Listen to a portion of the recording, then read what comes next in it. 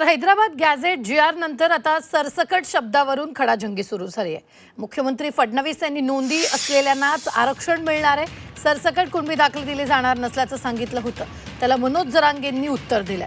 आता सरसकट आरक्षण मिळणार नाही, सध्या फक्त मराठवाड्यातीलच मराठा आरक्षणात जाणार असल्याचं त्यांनी म्हटलेलं आहे। पाहूया। आपण इंग्रजांचे रेकॉर्ड उपलब्ध नाही म्हणून हैदराबादचे गॅझेट मधले रेकॉर्ड चालतील अशा प्रकारचा निर्णय घेतलेला आहे।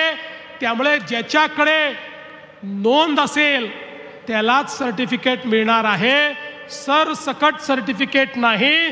नोंद असलेल्यालाच त्या ठिकाणी सर्टिफिकेट मिळण्याच्या संदर्भात सोपी कार्यपद्धती आपण केली।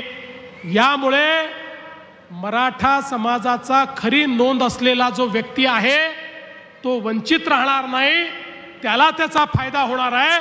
पण त्याच वेळी ओबीसी समाजाच्या ताटातलं कुठेही काढून घेण्याचं काम आम्ही केलेलं नाही। मराठवाड्यातलं दिल्यामुळं सरसकट होणारच नाही ना। आताच मराठवाड्यातलं दिलंय आधी, त्याच्यामुळे सरसकट आता होणारच नाही। आणि ओबीसीला धक्का का लागणार नाही म्हणतायत ते की नोंदीनुसार देणार। हैदराबाद गॅझेटमध्ये नोंदी आहेत, मराठवाड्यातला मराठा कुणबी गावागावानुसार, जिल्ह्यानुसार, तालुक्यानुसार त्याचे डाटा आहे, त्यानुसार कुणबी प्रमाणपत्र दिले जाणार आहेत। मराठवाडा 100% आरक्षणात जाणार आहे।